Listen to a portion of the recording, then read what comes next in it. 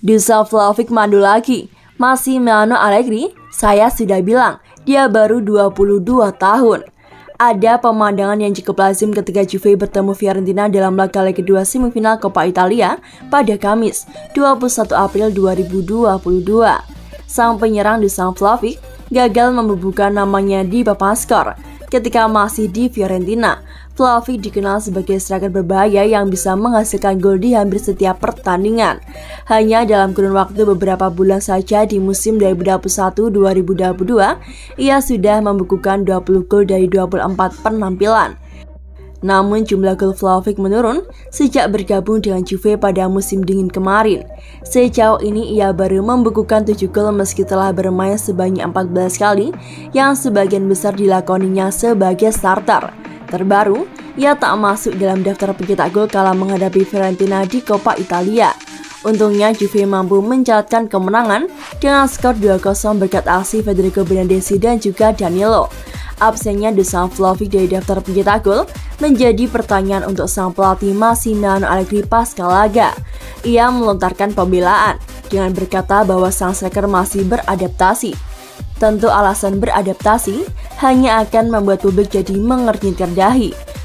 Sudah beberapa bulan berlalu sejak Vlahovic beraksi pertama kalinya dengan Juventus. Namun ini bukan soal kualitas melainkan fisik. Wajar apabila level kebugarannya menurun sekarang, sebab dia tak terbiasa bermain setiap 3 hari sekali dan bersemangat melakukannya, kata Allegri kepada Mediaset. Saya terus mengatakan, anak ini masih berusia 22 tahun, dia kekurangan pengalaman dan membutuhkan keseimbangan mental untuk mengatasi kemunduran dan tak merasa kecewa ketika sesuatu tak berjalan mulus. 7 gol yang dicetak Vlahovic sendiri seringkali punya arti besar untuk Juventus. Contohnya gol saat menghadapi Bologna di mana Bianconeri bisa meraih 1 poin dari laga tersebut. Opini publik berubah hampir di setiap pekannya. Beberapa kali memuji Vlahovic dikarenakan menjadi sosok penentu, lalu mengkritik Allegri ketika sang penyerang gagal mencetak gol. Allegri hanya bisa tertawa melihat situasi ini. Ini membuat saya tertawa dikarenakan saya ingin memahami semua yang Anda katakan, sebab dari satu hari ke hari lainnya semuanya berubah. Pungkas pria yang berusia 54 tahun tersebut. Kendati gagal mencetak gol, ada kemungkinan Vlahovic bakal tampil kembali ketika Juve bertemu Sassuolo di ajang Serie A hari Selasa, 26 April 2022. Duel itu sendiri akan dilangsungkan di markas Sassuolo Mape Stadium.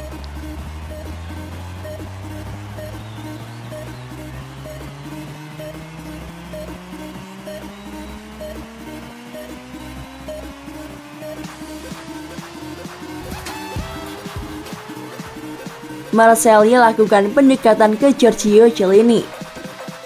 Meski usianya sudah tak muda lagi, namun kualitas Chiellini di lini belakang tak perlu diragukan lagi. Dia pemain reguler di tim utama raksasa Liga Italia dan sudah mempersembahkan 9 trofi Serie A.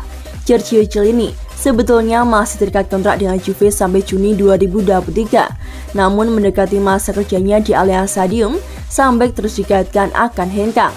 Pesepak bola berusia 37 tahun tersebut bahkan dihubungkan dengan salah satu klub MLS.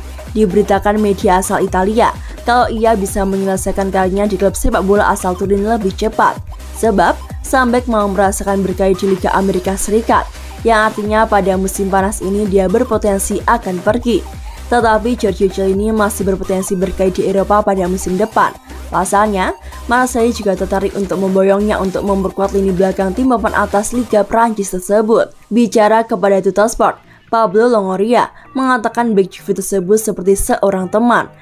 Menurutnya, pemimpin dalam tim sepak bola sedikit. Dengan demikian, Pablo bilang siapa yang tak nyaman jika pemain seperti Giorgio Chiellini bisa berada di klub seperti Marseille. Klub yang bertengger di peringkat kedua Liga Prancis musim 2021-2022 memang membutuhkan bek baru. Pasalnya, mereka berpotensi gagal mempertahankan William Saliba. Seperti diketahui, dia pemain yang dipinjam dari Arsenal pada musim panas lalu dan di Gunners bakal memulangkannya usai tampil mengesankan. Sementara Giorgio Chiellini telah bermain dalam 21 pertandingan untuk Juventus sejauh musim ini. 17 diantaranya pesepak bola yang layak dipisah ini main di Serie A.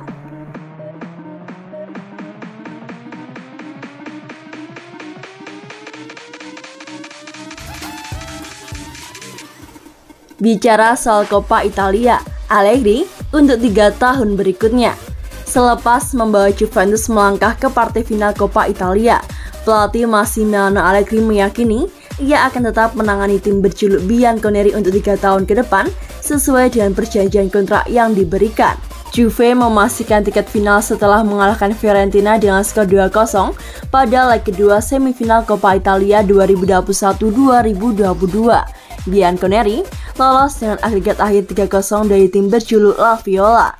Bianconeri telah memenangkan leg pertama 1-0 dengan gol bunuh diri dari Lorenzo Venuti dan menyelesaikan tugasnya di Turin berkat gol dari Federico Bernardeschi dan juga gol terakhir Danilo usai menerima asih dari Juan Cuadrado.